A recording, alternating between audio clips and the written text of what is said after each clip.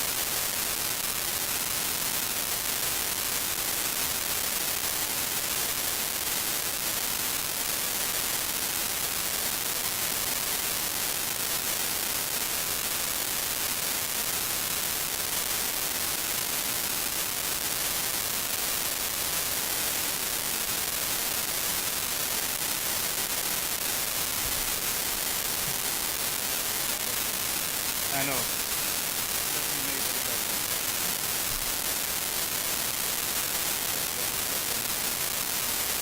They're saying that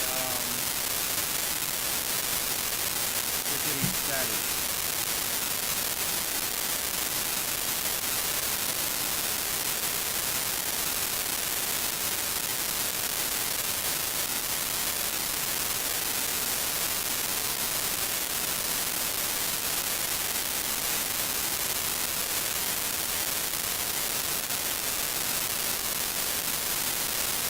But you can hear me fine? It sounds good?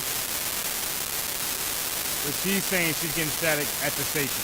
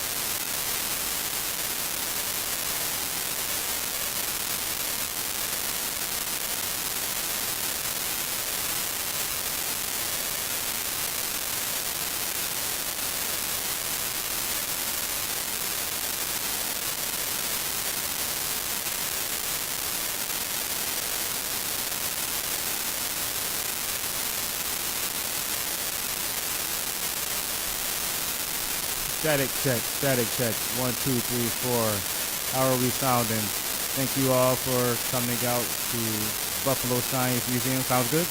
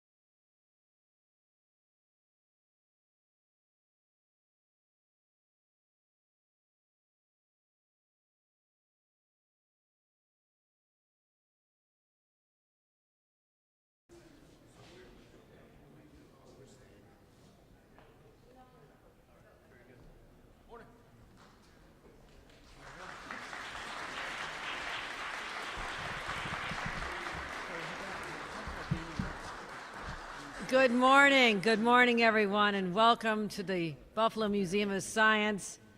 It's a place that I've come many, many times myself and also with my children, and it's an extraordinary place. I want to thank them for hosting us here today. And it is amazing to have our Secretary of Transportation, Secretary Pete Buttigieg, join us here today. Our Majority Leader of the United States Senate, Chuck Schumer, is here. Our very own New York Senator Kirsten Gillibrand is here. Our Congressman Brian Higgins is here. The Assembly Majority Leader Crystal Peoples-Stokes has joined us this morning. Mayor Byron Brown you'll be hearing from. We also have County Executive Mark Polenkars. Let's give him a round of applause. New York State DOT Commissioner Marie-Therese Dominguez has joined us. And the woman who made this all happen, Stephanie Barber Jeter, has joined us. Well, I'm here to welcome you to my hometown. I'm so proud to be a Buffalonian. Go Bills. There's always next year. It's our there's always next year. But we're not waiting another year to correct an injustice that has plagued this city for far too many years. Back in the 50s and 60s, people thought that this part of our community was disposable. It didn't have any political clout, and they could do whatever they want right through it, and they did. They literally severed the artery that was part of the beating heart of a growing, beautiful, robust black community right here in Buffalo, and nobody gave a damn back then. But today, we are here because of the hard work of people for over a decade, 15 years, who believed in something that was so bold and so audacious that people thought they could never get it done. But last January, in my very first budget as governor of the state of New York, I said, I have the resources, I have the knowledge of this community, and I have the passion to right that wrong once and for all, and to bring back and unify this magnificent community into one beating heart. And that's why we put $1 billion behind making sure we could restore the Humboldt Parkway.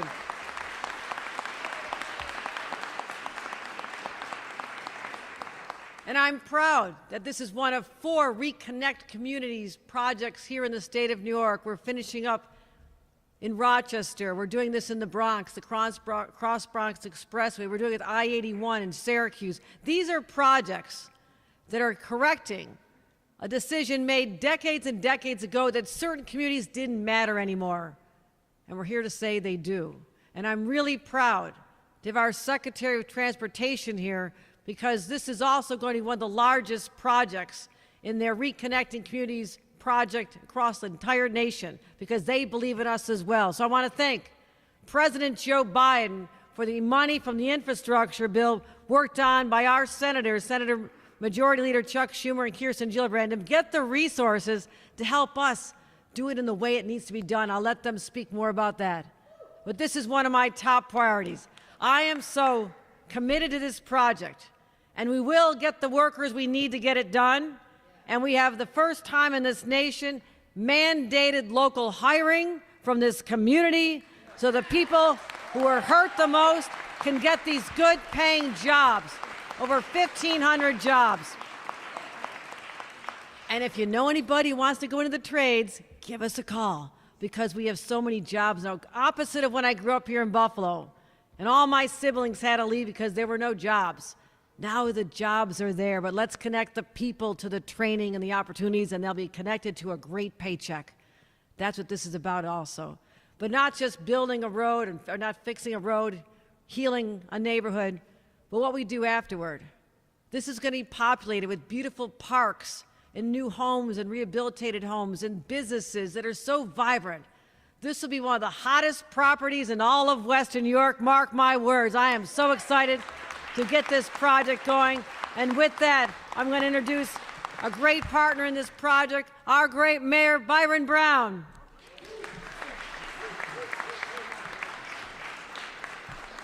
Thank you very much, Governor Kathy Hochul, and thank you for all you do to strengthen the city of Buffalo and to strengthen the state of New York. Let's give our great governor another round of applause.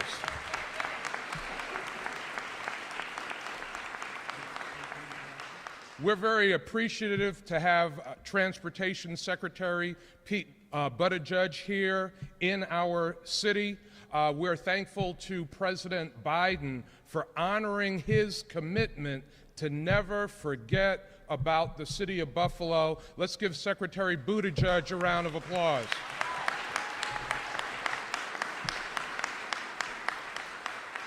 And I want to also recognize and thank one of the best congressional delegations in the nation, Majority Leader of the U.S. Senate, Chuck Schumer.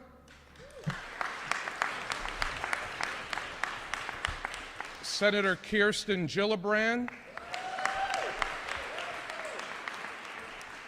And during the pandemic, when the president was trying to get the infrastructure law passed, someone that I heard from getting updates almost every single day was our Congressman Brian Higgins.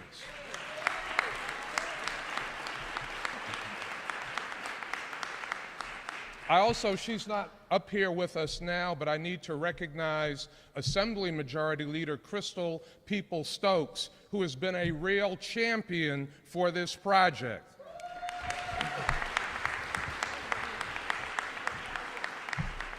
The governor said it well. For 15 years, this community, the Restore Our Community Coalition, the Hamlin Park Community and Taxpayers Association, met every single week pushing this project, worked every single week to address an inequity that happened to this community when the expressway went in and divided the black community in Buffalo.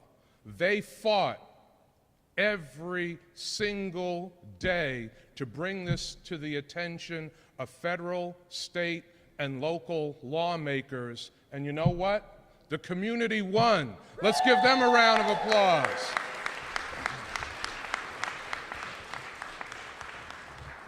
The communities are the real heroes in this process. But we have to thank our president and our federal leaders. We have to thank our governor and our state leaders for listening to this community. And as you heard Governor Hochul say, this is going to be more than just an infrastructure project, because the harm that was done to this black community, the harm that was done to East Buffalo, the harm that was done to the city of Buffalo is more than just infrastructure. So we have to focus on homes. We have to focus on black businesses. We have to make sure that there are black and brown workers on this project when over $1 billion is being spent to reconnect the community. And all of these leaders up here have committed to that. So I'm a happy person today. We talked about outcomes just a few minutes ago and what the community expected, what the community wanted to see in a vibrant East Buffalo, a thriving East Buffalo, an East Buffalo where every home is beautiful, where every child has hope for a bright future. This project is going to be transformational, and it's now my pleasure, my privilege, my honor to recognize the president of the Hamlin Park Community and Taxpayers Association, one of the heroes, one of the sheroes of this project, Stephanie Barber Jeter. Okay, so this right here, okay? Yeah. So first I want to say an important statement. You do nothing alone. So I would like to ask the members of the fantastic Restore Our Community Coalition to stand up. Stand up, y'all. Come on, y'all. Let them see what they're working with. Thank you. Thank you. Thank you. Thank you. Somebody in the back. Thank you very much. This is a proud day for all of us. It is a lot of years doing this. And I want young people to know nothing happens quickly. It takes time. You'll get frustrated, mad, sometimes very glad. But on a day like this, you're awfully proud of the fact that your work has not gone unlooked at and understood. You get to understand that people like you and me and others of all cultures and races believe you need to have a chance to make it. So we proudly leave you a neighborhood when it's your turn. You're going to love this place. East Buffalo will be what you want it to be. I want to also say that the people standing behind me, elected officials, for once in my lifetime, gathered together and decided they would deliver the goods to the community. And it was, we were almost in shock. They called us together right before the pandemic in the park, and they said, you know what? We're going to deliver this to you. We're going to work in the way you want us. We're going to bring the money to make this transformation. And of course, we were like, okay. We heard that before, right? Yeah. But guess what? They brought home the bacon. Here we are. Right? Brought home the bacon. You know? I mean, and lots of them were participating early. I mean, Senator Gillibrand wrote this law 15 years ago. You know, to hire local and, you know, do local businesses. You know, the Congress Majority Leader, Mr. Schumer, would come to town and say, one day it's going to happen, you know? And then we had the governor, and then we had Crystal Peoples-Stokes, our girl, right? Who pushed this big rock up the hill. Because you know what? $1 billion is a lot of money. I don't know what you think, but I know. And then the money that we got today, the $55 million, that's a lot of money. I don't personally know anybody with that amount personally, but that's a lot of money. And so we are grateful, thankful. We know that God is looking down on us. I want to introduce to you my favorite Irish congressman. We first worked together when we worked on the Buffalo Common Council staff. He was always ready to serve. He is a good friend and a supporter of this community. I know that and I told him this before, way back in history, we're going to do a genealogy test, because way back in history, probably in the mid-1800s, you know, our families mixed together, and down in the South. We got some bloodlines, because, you know, his closeness to our community has to be noted as worthy. He has always thought about how can I include the African-American community in the east side of Buffalo in what I'm doing. And for that, I'm very proud of him. And I want to introduce him, man of the moment, Mr. Higgins. Thank you. Thank you very much, Stephanie.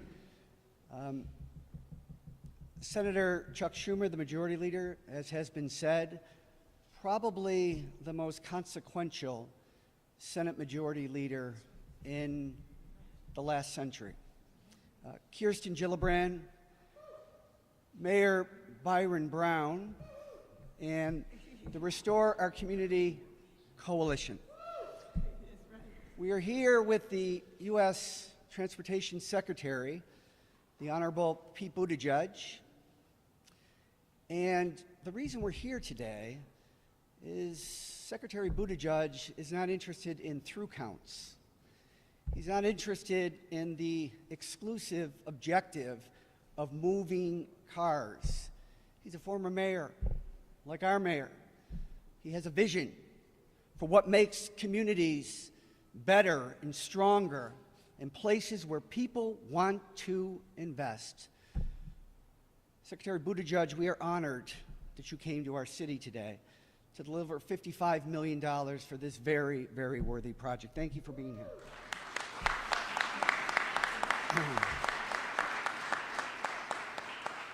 It is said that the built environment, that which is built by man, that which is curated by individuals, is never neutral.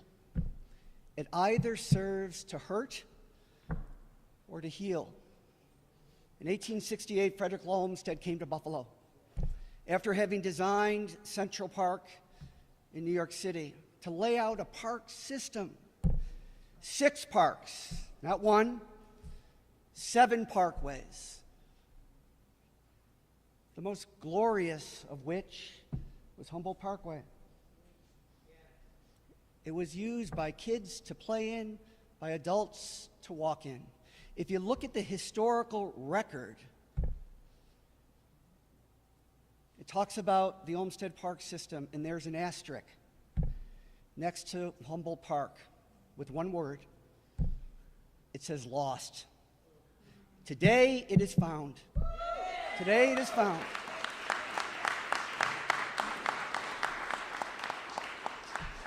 This is a day of healing. This community has been through hell in the last year. It is said that we suffer our way to wisdom. We suffer our way to wisdom. To live is to suffer. To endure the suffering, to transcend it, is to give the suffering meaning. When you suffer, 2 results. One is you're either broken, you retreat into yourself, you become bitter, or you're broken open. You give of yourself to friends, to family, and to community. This community has been broken open. This community has been broken open. This is one of many, many projects that will serve to restore this community and create economic growth and life quality, the things that we all seek. So this is a good day, as Mayor Brown has said, as the Secretary has delivered, as the vision and hard work of Majority Leader Chuck Schumer has produced, along with my great friend and former colleague in the House of Representatives, and now the junior senator from the state of New York, Kirsten Gillibrand.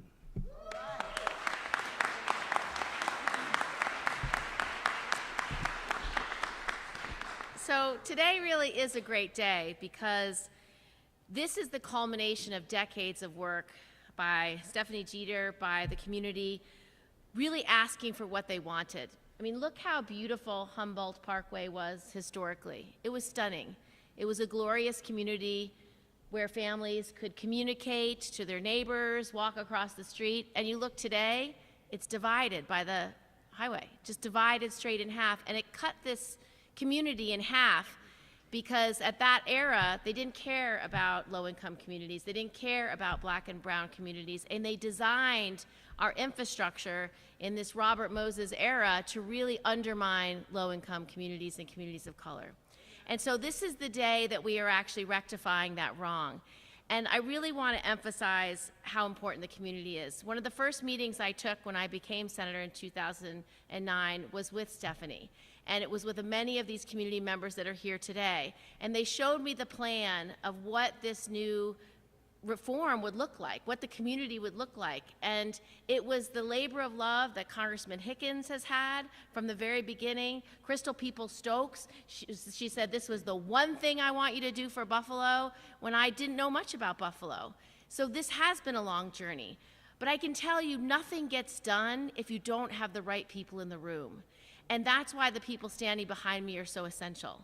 If this wasn't a priority by President Biden to really invest in infrastructure as one of his hallmark achievements, this wouldn't have happened. If he didn't put our Secretary Buttigieg in charge to make sure that these communities were made whole, it wouldn't happen. If we didn't have Senator Chuck Schumer as the majority leader, there's no way $55 million would be flowing to this community. No way.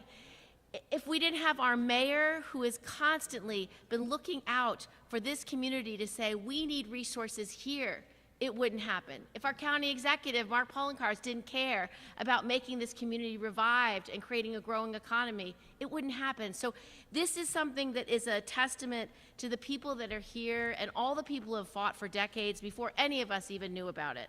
So I want to thank you for that. This legislation and this grant is something that will create jobs.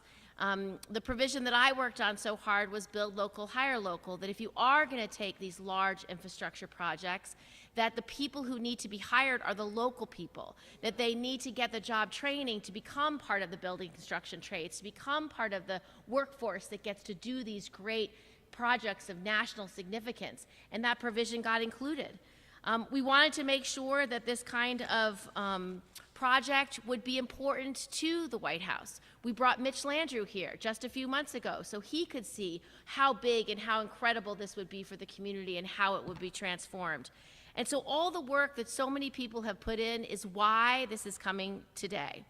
And so I just want to introduce our majority leader now, who I can't tell you what a difference he's made for the country, post-COVID, bringing resources everywhere that needed it, how much work he did on a bipartisan basis to find that common ground with Republicans on the big infrastructure bill, on the CHIPS Act bill, on our reforming gun violence bill. All of those things would never have happened without Chuck Schumer. And he is someone who just loves Buffalo, loves this community, and goes the extra mile every single day to make a difference. Chuck Schumer.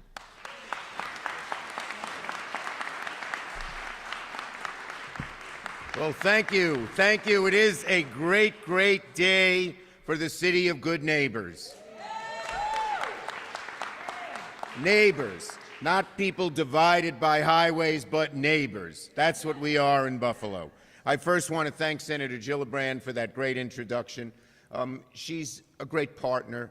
She has a heart, a brain, a soul, all that works so hard for Western New York, for New York and the country, and we're all lucky to have her. I want to thank our great mayor. He is someone who, in his steady, quiet, but relentless way, pushes Buffalo, Buffalo, Buffalo. Thank you, Mayor. I want to thank our governor for really, she comes from here, but she hasn't forgot where she came from, as this $1 billion shows damn well. Brian Higgins, very poetic in his speaking these days. He will become the poet laureate of the House and of Buffalo. But that's because he's a great thinker. He's not a doer, but he's also a thinker, and I love that. And I'll introduce Secretary Buttigieg in a minute. But it's always people, I love when things rise up from the community. That's what happened here with Rock and Stephanie Barber Jeter. It rose up. And so it was so appropriate to ask your Rock soulmates to stand and be together, because the grassroots is what has to be paid attention to, and that is what's happening. So it is really a great day. Now, there isn't usually a crowd as excited as this unless the Sabres break out their throwback black and red jerseys. But today we're celebrating something that's just as big a win for Buffalo as when the Sabres won.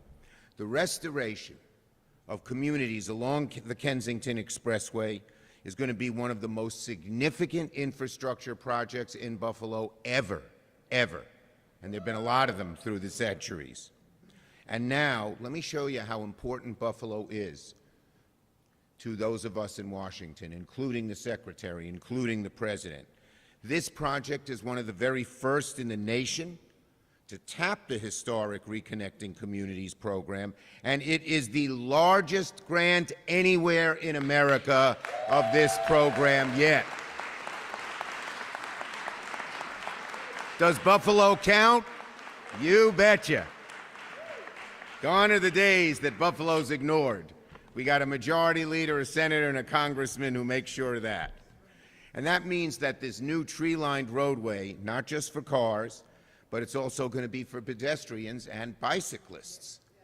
Greenery as far as the eye can see. And I'm not just saying that because it's St. Patrick's Day. It's going to be green every day. And bicyclists, I'm going to ride my bike here when it's done. I'm not a spandex guy. I don't ride at 40 miles an hour, but I love riding my bicycle, and I'll be here doing that. And let's not forget My favorite word is a four-letter word. J-O-B-S.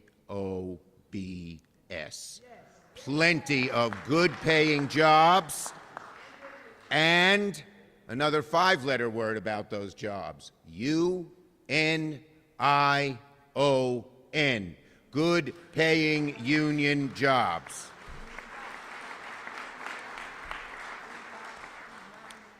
Building up the community, making good wages to support families so they can have a better place to live in and work in for generations is so important. And this major federal investment puts a national spotlight on Buffalo as a model how America can fix past mistakes, how ruthlessly highways were built dividing communities, how the poor and powerless were often subject to the worst of these consequences. And we're changing that. And a country and a community that can admit there were mistakes, even if they were decades ago, is a bigger, stronger, better country and a bigger, stronger, better community. Infrastructure should never again divide our communities. It's supposed to be convenient, a way to make it easier to get to work and shop and take the kids to school. But if you ask anyone here on Buffalo's East Side, in East Buffalo, they will tell you that for too long, the hulking walls, like Kensington's, have not been a connection, but a barrier, a barrier. For decades, 33 stood as a concrete symbol of the city's racial division. A barrier to jobs, a barrier to equity, a barrier to progress. For the Martin Luther King and Hamlin Park neighborhoods that have been divided since the Kensington Expressway is built. And it's appropriate, and maybe a little bit ironic, that the expressway is just 2 blocks from the Top supermarket, where 10 people were murdered in a racist attack last year. He went to that neighborhood, that community gathering space, because it was one of the very few oases on the East Side, because economic opportunity had been so stifled. But now we're bringing that all back. Today's investment is about building a future. It's about righting past wrongs.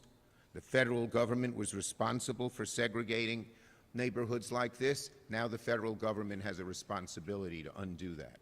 And that's what this program does under Secretary Buttigieg's wide leadership. I was so proud to push forward as majority leader and pass the bipartisan infrastructure bill. $1.2 billion, trillion dollars, $1.2 trillion of infrastructure. And I want to tell Buffalo and Western New York, this is a big grant. You're going to see more of them in the future out of the bipartisan infrastructure bill.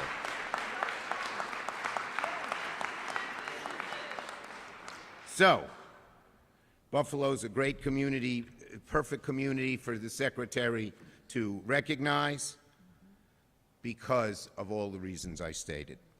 So now let me do this.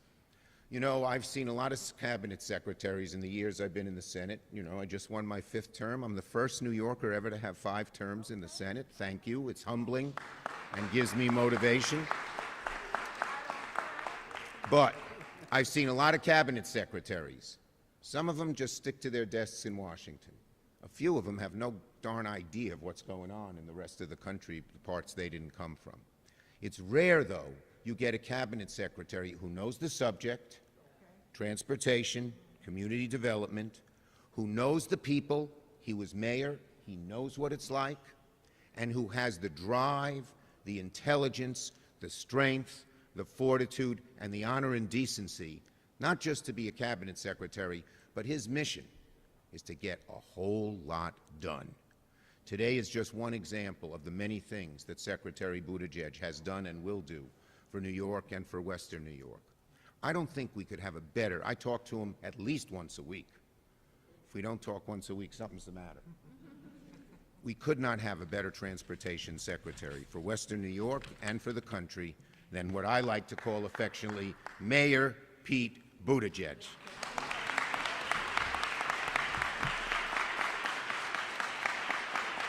Oh, there we go. This guy's great. This guy is great.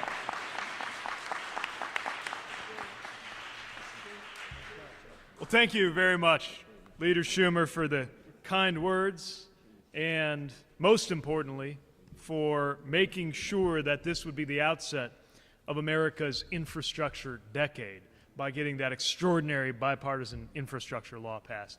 We would not be here. I just want to be sure everybody understands. It's been said, but it bears repeating. We would not be here without this legislation that Leader Schumer saw through, that is here because Senator Gillibrand supported it, that is here because Representative Higgins and other members of your delegation supported it, and of course, that is here because President Biden and Vice President Harris insisted that this be a priority for America because it has been a long time coming, and now it is here for us to make these improvements.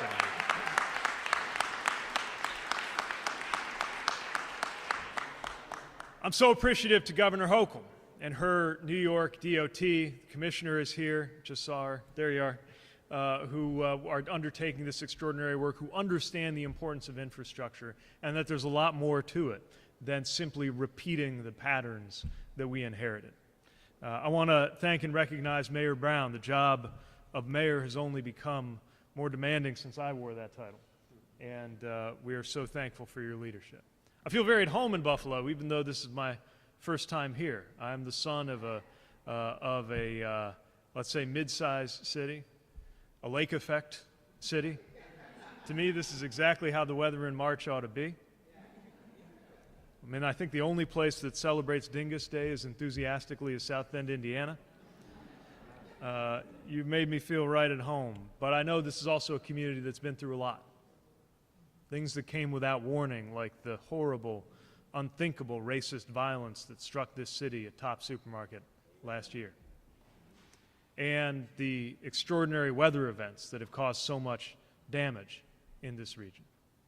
And then there are the problems that played out not overnight, but in slow motion, like the effect of that Kensington Expressway that was put in without voice or view from the local community. That is why we're here.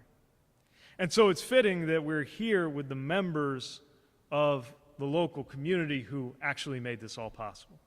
I want to thank certainly Ms. Stephanie and all of the and all of the leaders of the ROC Coalition, Restoring Our Communities Coalition. I know there are others who had this vision in mind for years who can't be here, like Clark Eaton and Lumen Ross, and others who worked for so long to get us to this point.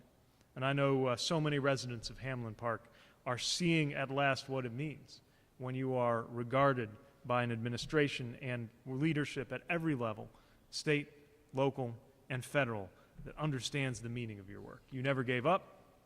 You worked tirelessly to document the stories of this community, to bring it together, to pull a vision together, and ultimately to deliver this grant. And you have a lot to be proud of in this community today.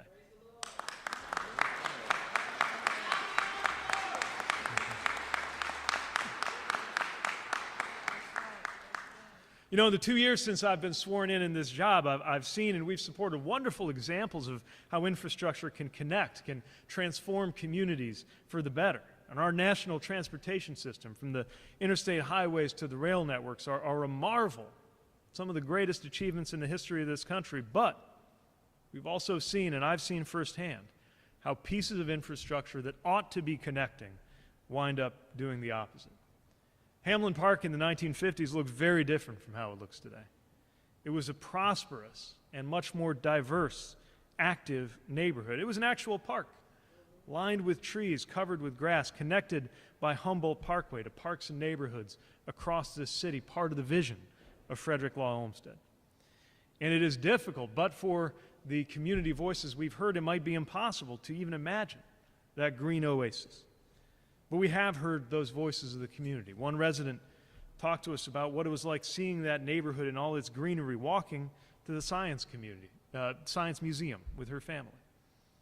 Another described walking past all of the thriving businesses on the streets on her way to ice skating during the wintertime. And a lot share memories of how different neighborhoods would come together for football games in that park, or going to schools, diverse schools that were half black, half white. Decades later, people here remember the beauty and the vibrancy and the joy of the old Hamlin Park and the pain of what came next. When that expressway came in, it destroyed hundreds of homes and changed this neighborhood. Businesses shuttered, the ones that weren't already mowed down to make way for the project. Property values plummeted, jobs disappeared, and that didn't just make the neighborhood worse off, it made the whole city worse off. Consciously or not, we all know that infrastructure can divide.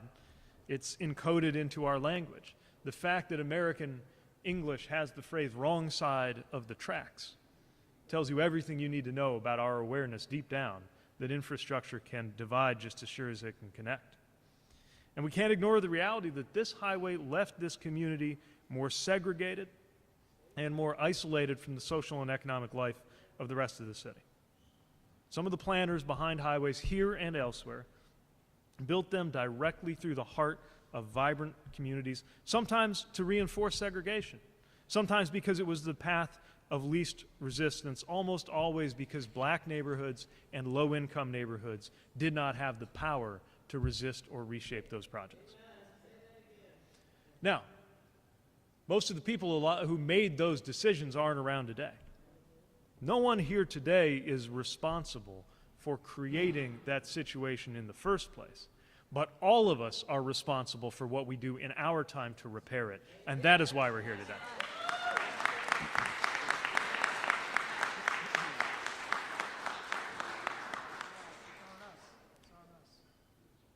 And the collection of that historical record, the consolidation of a community vision, what Rock has achieved, is part of that incredibly important work of repairing what was broken. The other part of that is funding. And that is why we are so supportive of the state's efforts and why we are proud to support this community vision, not just with heartfelt words of encouragement, but with $55 million from our Reconnecting Communities program.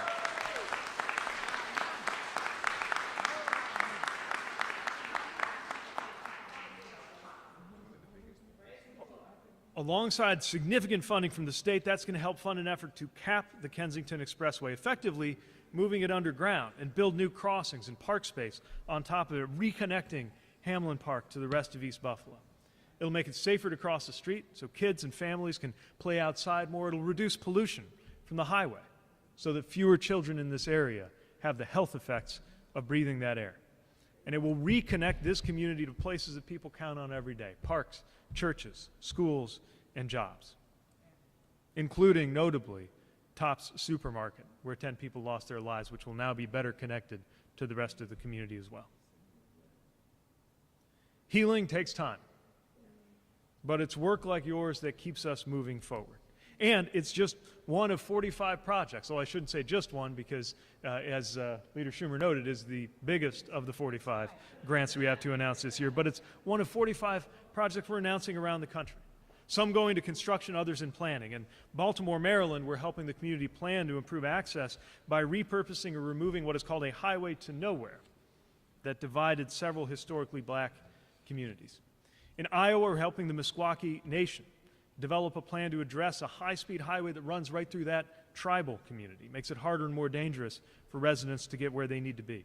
In Tampa, we're removing an off-ramp and adding new biking and walking paths to eliminate the barrier between the downtown and the riverfront, because stories like this happen everywhere in the country. Some of these grants are helping take a project from the drafting table to shovels in the ground, which is part of why we're so excited about Buffalo. Others are planning grants that can in turn make it easier for communities to access other sources of funding. And we've already been able to fund projects that have this effect in Detroit, Charleston, Louisville, and more places. And no matter what form these projects take, and they're all different, they have certain things in common. One, we're working to make sure they create good paying jobs so that workers get a fair wage and build generational wealth in the course of that repair. And that is something we hope and expect to see here on this project in Buffalo.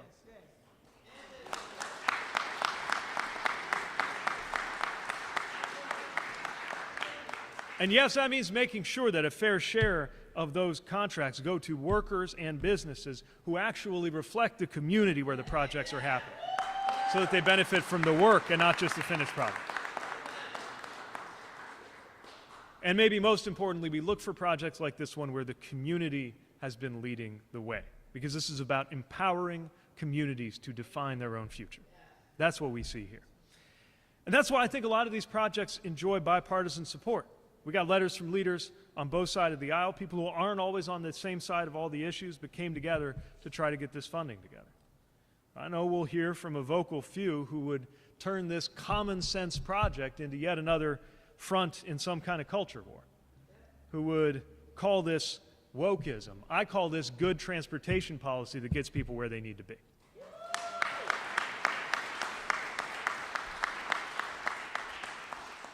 There is nothing divisive about healing what is broken. This is not an exercise in blame or guilt. It is delivering solutions and fixing what must be fixed. Because these are highways, roads, and railways. They're not rivers or lakes or mountains. They're not divinely ordained. They were put here by people.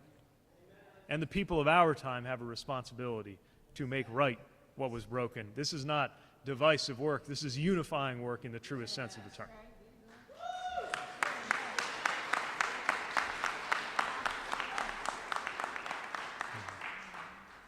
Just want to end with a note of recognizing the young people who are here, students from the school who are nearby, because I need you to understand that so much depends on your success. And this is about your success. This is making sure that the streets that you will walk on and drive on and open businesses on and commute on and celebrate life on will be better than the ones that you inherited. That is our purpose, it is our obligation, it is our hope, and is why we can't wait to see this community put these dollars to work and deliver solutions that will make this whole country proud. Thank you again. Congratulations to this community. You got a lot to be proud of. Great job. Thank you so much. Did I hand you that memo? I've got it. Yes. Give it back. I gotta change one thing. I'll email it to you. All right, that's sounds it. good. But make sure I have it because it'd be easier to show it to somebody in hard copy. Thank you so much. Thank you. Big check there. We love that. Yeah. Sounds good. Okay. And I think I'm looking to, great, couple media questions from the press. On topic. Alexandra can quarterback.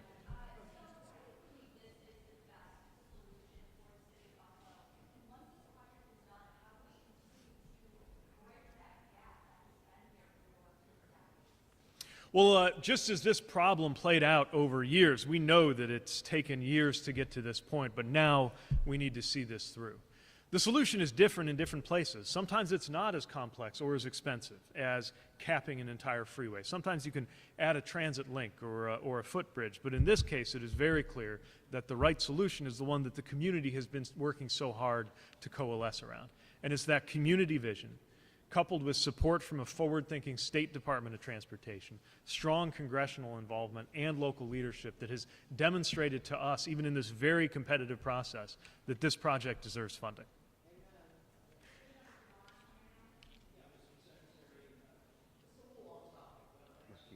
Only on topics.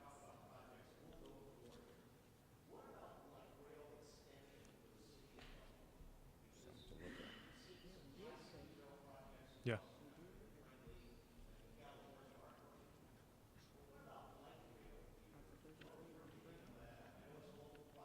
Yeah.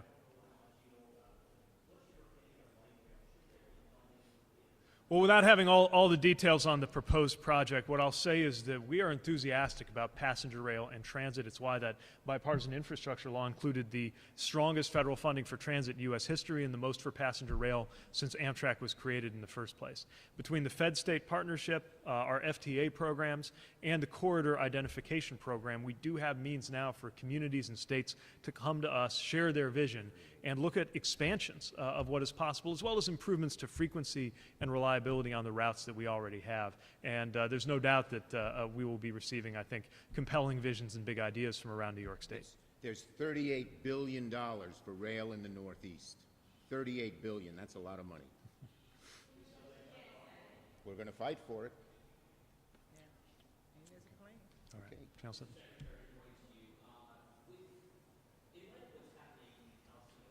Mm. Yeah.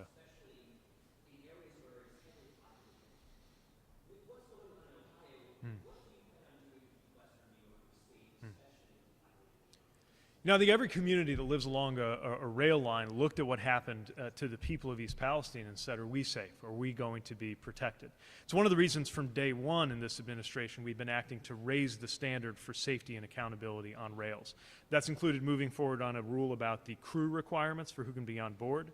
Believe it or not, the railroad industry lobby's been pushing to be allowed to have just one person on a train that could be 3 or 4 miles long. We're moving in a different direction.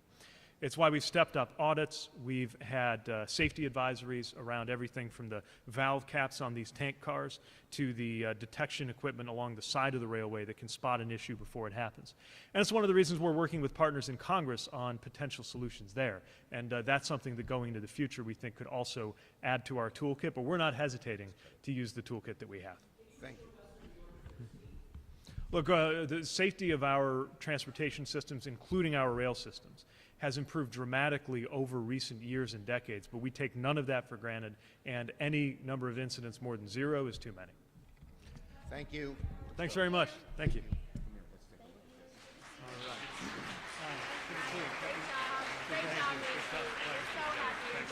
Yes, I can't echo that enough, and the words that you said. Appreciate that. And also, we didn't get a chance with the roundtable, but Black businesses and developing generational wealth through businesses is so important also. It's important to us So too. We see labor a is big important. opportunity. Yeah. So I hope No, both on the building trade side and then on the business ownership Yeah, side. yeah. And a lot of it's working with the contract, the prime contractors. Yeah. There are rules more to sons to grow to see. Yeah. Because I'll just say, as you know, with racism and things like that, that's been a barrier. And I'll say even with the stadium project, and even if we have to go outside of New York State so that the community sees people that look like them in those positions, and actually, I'll say, mentoring them, that businesses grow, that we have a Black Simonelli or a Black Turner from these projects should grow. So I want to say that. Thank you so much for I think your we have the business. potential. There's so much going into this. We have Thank Secretary. you so much.